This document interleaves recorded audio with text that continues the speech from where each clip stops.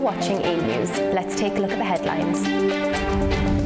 US and Iranian delegations meet in Switzerland to try to preserve an agreement amid fresh regional tensions. Reports suggest British Prime Minister Sir Keir Starmer could step down within days, triggering a potential leadership battle.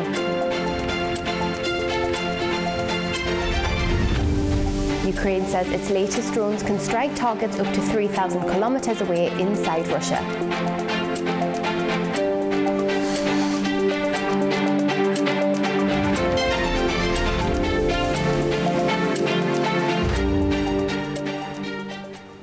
Thanks for joining us. We begin in the Middle East, where tensions remain high despite recent US-Iran diplomacy. US President Donald Trump has issued new warnings to Iran over its actions in Lebanon, while talks in Switzerland aim to build on last week's preliminary peace agreement. US President Donald Trump has warned Iran to halt the activities of its proxies in Lebanon, saying the United States would respond very hard again, just like we did last week, only harder. Meanwhile, US Vice President J.D. Vance held direct peace talks with Iranian officials at the Bergenstock Resort in Switzerland on Sunday, marking the first engagement at this leadership level. Vance described the talks as historic, noting that both sides are meeting directly at the highest level for the first time. This is a historic meeting.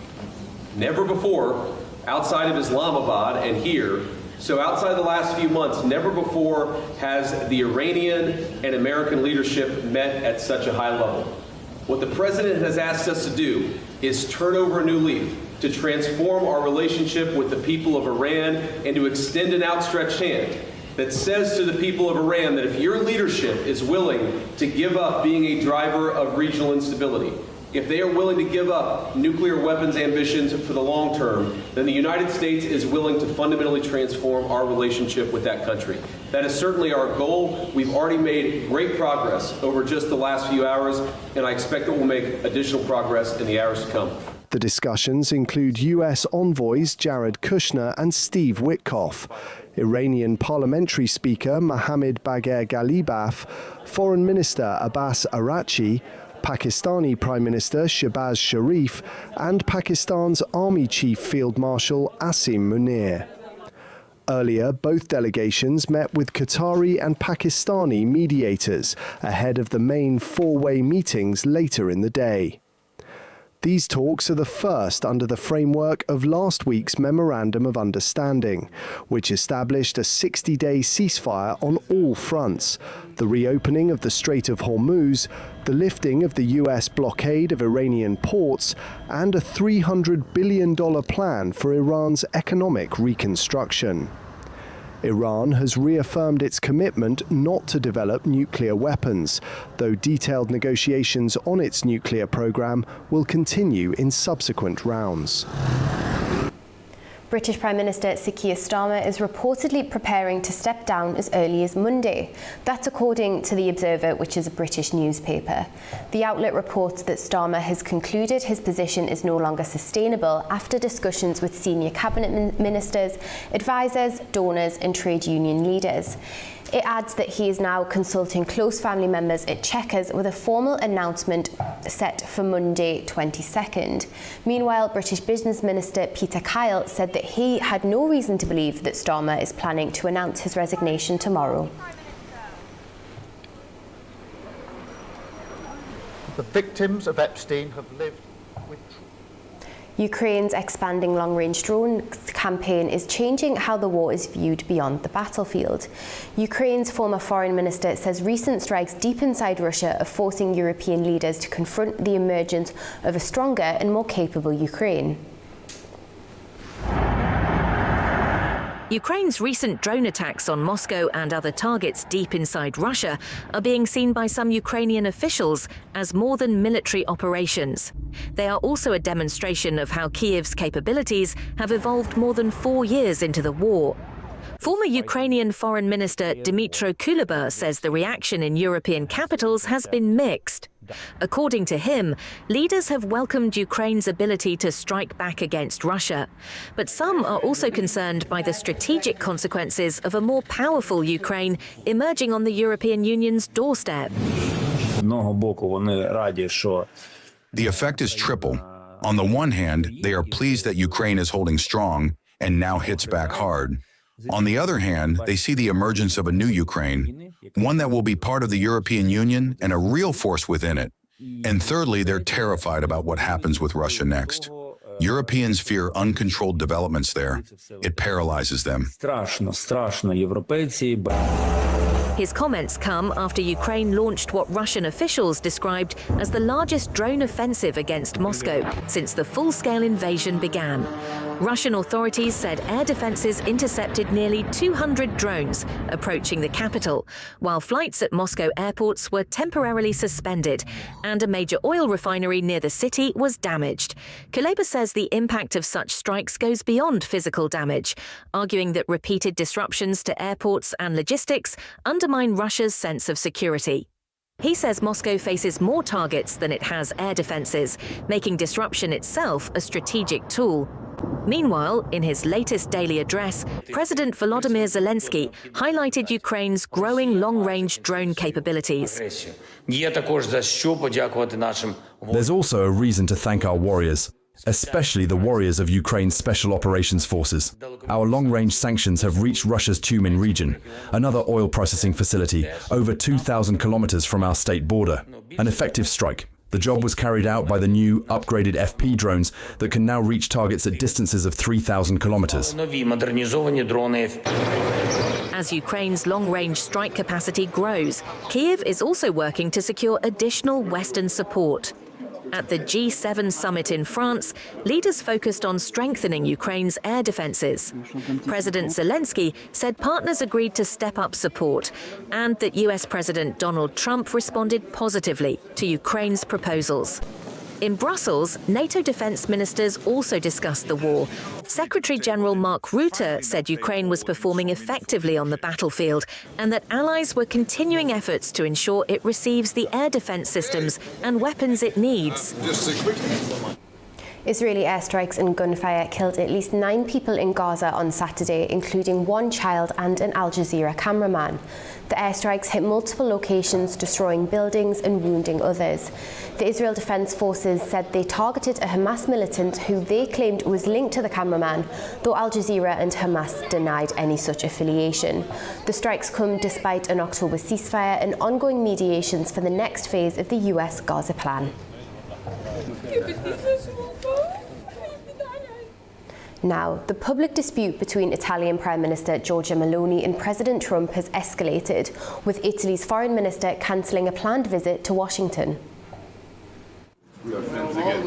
Italy and the United States, until recently close allies, have become embroiled in an increasingly public dispute after Donald Trump accused Giorgia Meloni of seeking political advantage from repairing ties with Washington. The dispute began after Trump claimed Meloni had begged him for a photograph during this week's G7 summit in France. Meloni rejected the accusation on Friday, calling the US president a liar. Trump repeated the claim on Saturday on his Truth Social platform, saying the Italian leader wanted to repair relations with him to improve her domestic approval ratings. Meloni responded in English on Instagram, describing the attacks as senseless and telling Trump that her popularity was none of his concern. She also suggested he focus on his own standing with voters.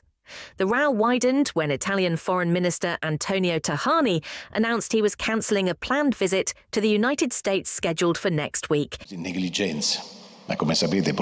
As you know, unfortunately, there have been very serious and offensive statements made by the President of the United States toward the Italian Prime Minister.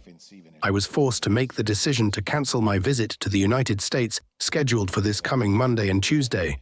because we cannot allow anyone to offend Italy in the way the President of the United States has done. The exchange also touched on security issues. Trump again criticised Italy for refusing to allow US military bases on its territory to be used during the war with Iran. Meloni replied that any use of those facilities is governed by existing agreements and insisted that Italy would remain a sovereign nation under her government. Thousands of protesters in Serbia have marched through Novi Sad demanding snap general elections and accusing the government of corruption and mismanagement linked to construction projects. The rally marks the anniversary of a 2024 railway station disaster that killed 16 people. The protests, led largely by students, have grown into a wider anti-government movement that has at times turned violent, posing a challenge to President Alexander Vucic's rule. A student-led protest has taken place in New Delhi, with demonstrators calling for the removal of India's education minister over an ongoing exam controversy. Supporters of India's Gen Z-led Cockroach Junta Party have rallied at Jantar Mantar in New Delhi, demanding the resignation of Education Minister Dharmendra Pradhan over alleged leaks in a national medical entrance exam. The controversy surrounds the National Eligibility Cum Entrance Test, where leaked question papers led to the cancellation of results for 2.3 million students and a rescheduled exam set for June 21st. Authorities have also temporarily blocked the Telegram messaging app, citing its alleged use by cheating networks ahead of the retest. Since you are part of the government, at the protest, demonstrators banged plates and spoons and carried placards, while party founder Abhijit Dipke addressed supporters from the stage, waving the Indian flag and paying tribute at a memorial banner linked to students affected by the scandal. Dipke said the group was willing to engage in talks with the government, but only if the education minister resigns. Protesters echoed calls for accountability, saying the movement reflects wider anger over exam integrity and governance. when kids are dying, when our friends are going through all of this, when we have gone through all of this, someone needs to take responsibility for it. Someone needs to respond. The central government has not once addressed this.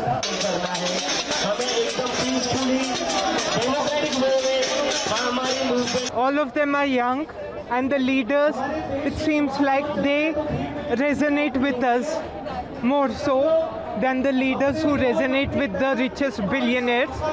They seem like one of us. The rally adds to growing pressure on authorities as youth-led demonstrations over the exam leak continue in the capital. More than 10,000 people have gathered in Tokyo to protest government plans to expand military capabilities and revise the country's pacifist constitution. The ruling Liberal Democratic Party has already approved a draft proposal to update key security documents, including plans to strengthen defence spending and capabilities over the next 5 years. The move has also reignited debate over Article 9 of the Constitution, which renounces war. The European Union is preparing new legislation aimed at reducing dependence on critical supplies from a limited number of sources, as concerns grow over trade imbalances with China and vulnerabilities in global supply chains. Abuhaya Jafarova reports from Beijing. The European Commission is preparing legislation that would require EU companies to diversify sources of key supplies and critical materials. After an EU summit in Brussels, European Commission President Ursula von der Leyen said businesses have been de-risking from China too slowly and that further steps are needed to strengthen Europe's economic resilience. The push follows China's export restrictions on rare earth elements last year. China dominates the processing of many critical minerals used in industries, including electric vehicles and advanced manufacturing. EU leaders also agreed to discuss what they call global macroeconomic imbalances with major trading partners and consider whether additional trade measures are needed.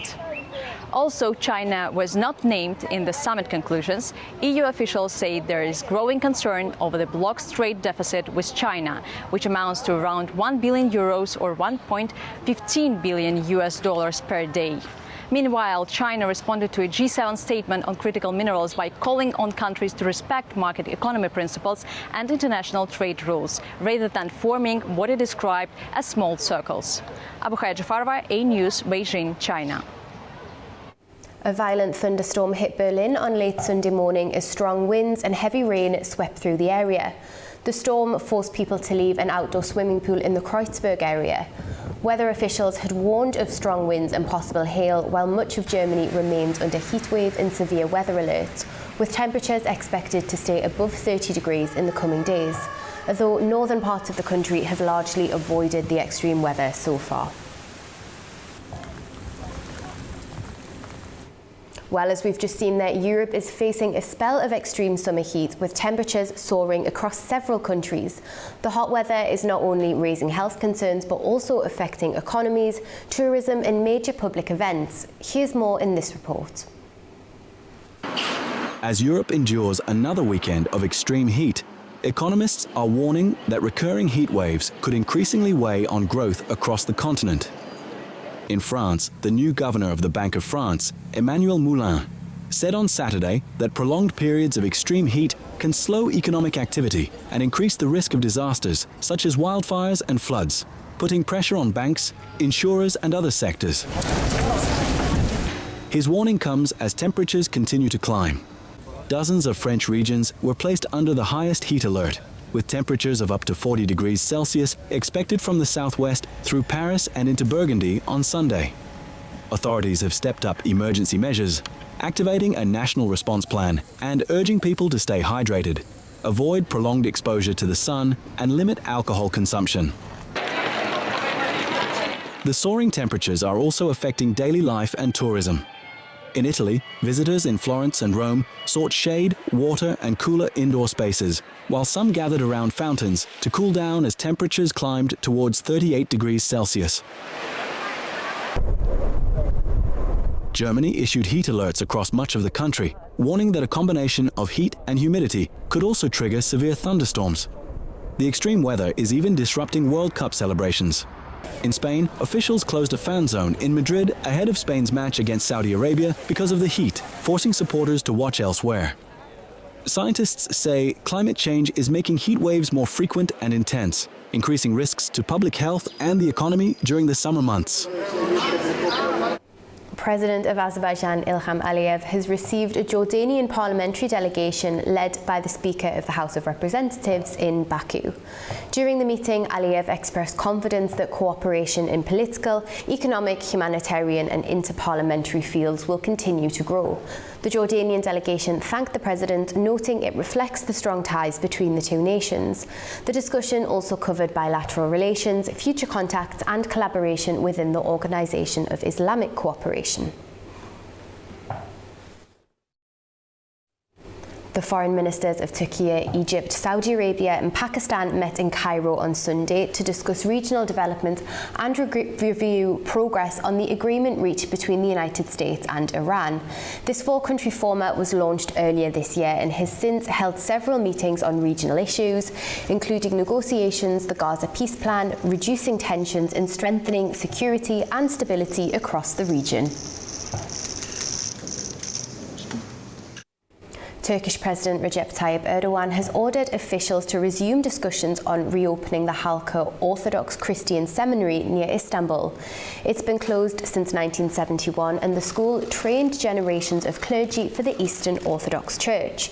Church leaders say the issue has entered a new phase, though renovations and a legal framework still need to be completed before the seminary can reopen.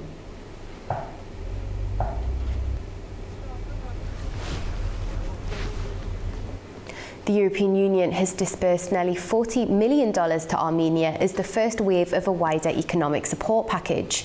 The European Commission said the funding is intended to help Armenia's private sector cope with the impact of Russian trade restrictions. Brussels said the package will also include trade facilitation measures, business matchmaking events and targeted support for export-orientated sectors. Azerbaijan exported another batch of oil products to Armenia, while also handling transit cargo bound for the country. 17 wagons of diesel totaling nearly 1,000 tonnes were transported to Armenia as part of the latest shipment. At the same time, transit shipments from Russia are moving through Azerbaijan, including 18 wagons carrying wheat. So far, more than 32,000 tonnes of grain, over 7,000 tonnes of fertiliser and various other commodities have been delivered from Russia to Armenia via Azerbaijani territory.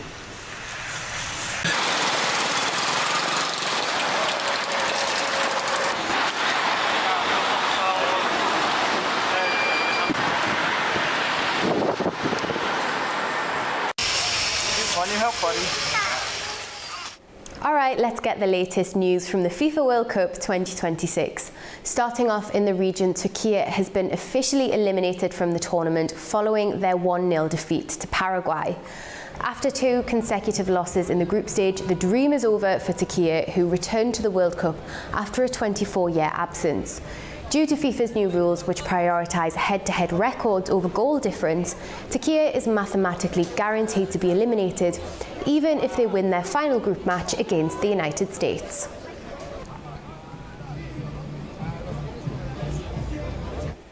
Now to some better news for the tiny island of Curacao.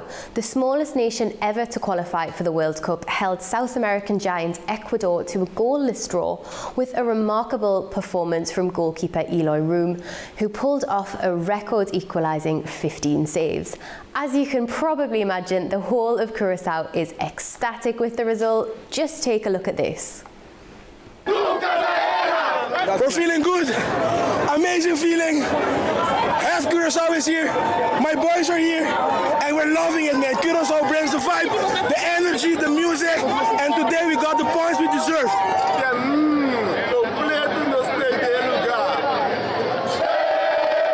Rome was stupendous today, extreme, and we're very proud of the guys. And Curacao came to conquer, guys. I'm telling you this once, I'm telling you this twice. Curacao came to show up. Let's go! He's the best, the player of the match. Oh my God, awesome!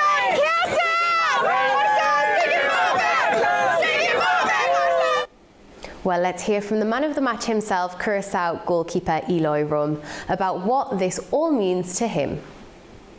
It means everything, yeah. It feels like we're a victory, you know, for us, but no, it means a lot. It's the first point for the World Cup for us. So it's unreal if you know the journey where we come from, and we're now here. And today we showed we have real heart with the team, so it's unbelievable feeling.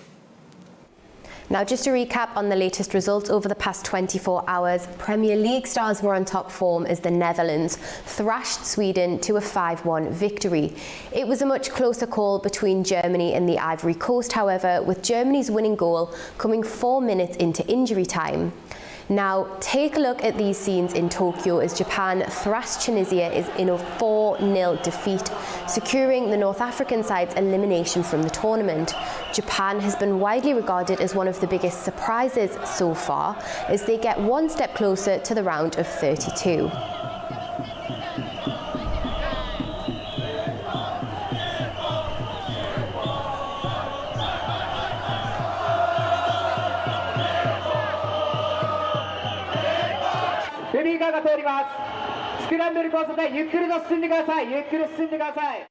Now, you can catch European champion Spain taking on Saudi Arabia right now. The score currently, I believe, is 1-0 to Spain. And later on this evening, Belgium and Iran will face off in LA. But surprisingly, it's the Belgians that have been making headlines recently, as winger Jeremy Doku has been criticised for saying he wants to leave the World Cup camp to be with his wife when she gives birth to their first child. If the Red Devils are still in the tournament, perhaps we'll know more after tonight's game on how likely that's going to be. Now, that's all the news we have time for this evening, and we'll have more from Sports Hour on Thursday. But for now, thank you for joining us. Stay watching A News and enjoy the rest of your weekend.